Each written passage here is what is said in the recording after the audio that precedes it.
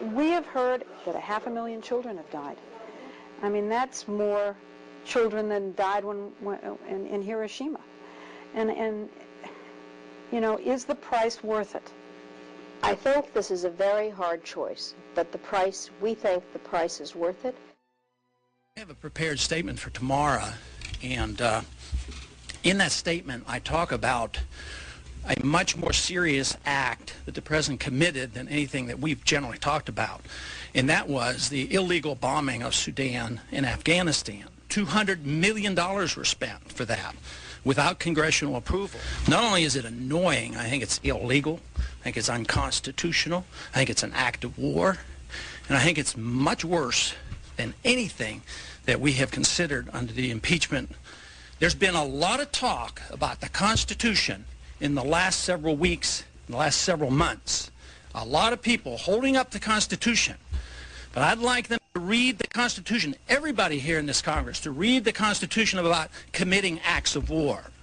This, to me, is an outrage, and we shouldn't be participating in it. We should not permit our President to do this.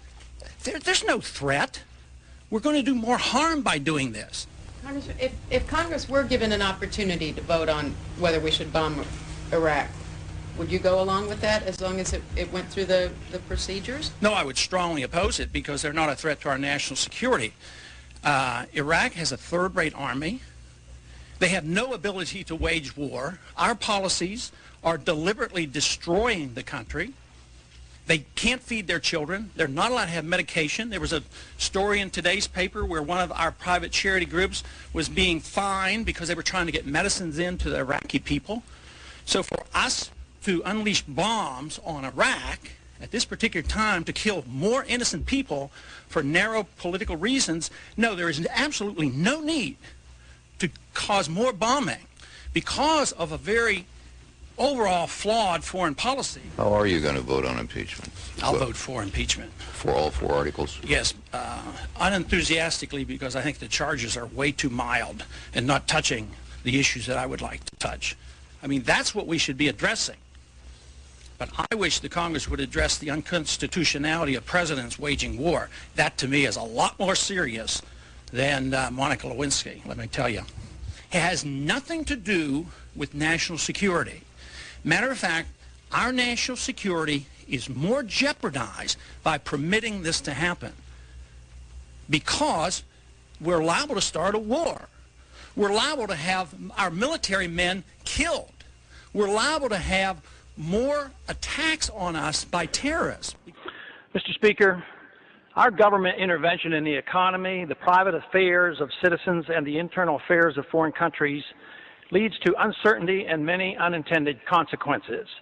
Here are some of the consequences about which we should be concerned.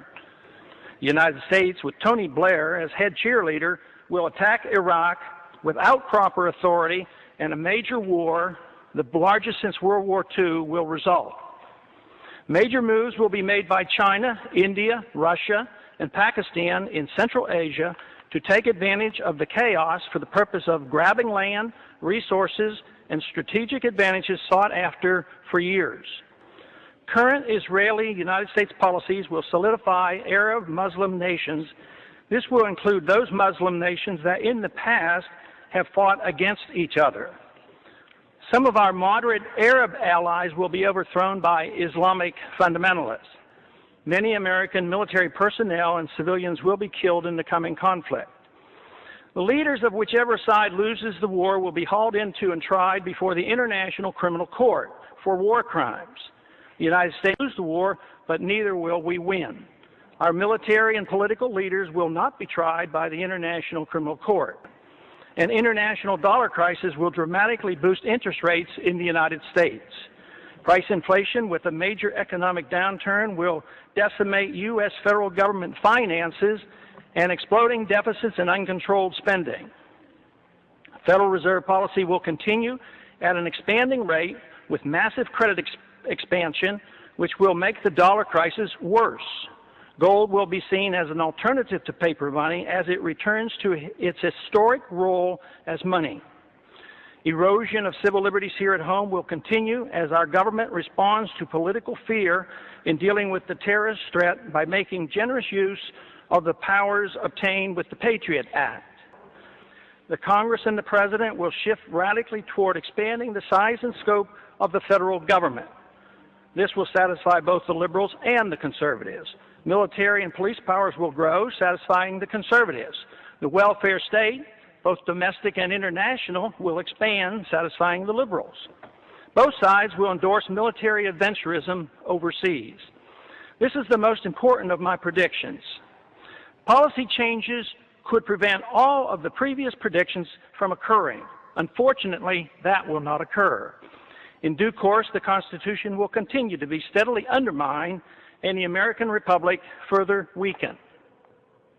During the next decade, the American people will become poorer and less free, while they become more dependent on the government for economic security. The war will prove to be divisive, with emotions and hatred growing between the various factions and special interests that drive our policies in the Middle East. Agitation from more class warfare will succeed in dividing us domestically. And believe it or not, I expect lobbyists will thrive more than ever during the dangerous period of chaos. I have no timetable for these predictions, but just in case, keep them around and look at them in 5 to 10 years. Let's hope and pray that I'm wrong on all accounts. If so, I will be very pleased.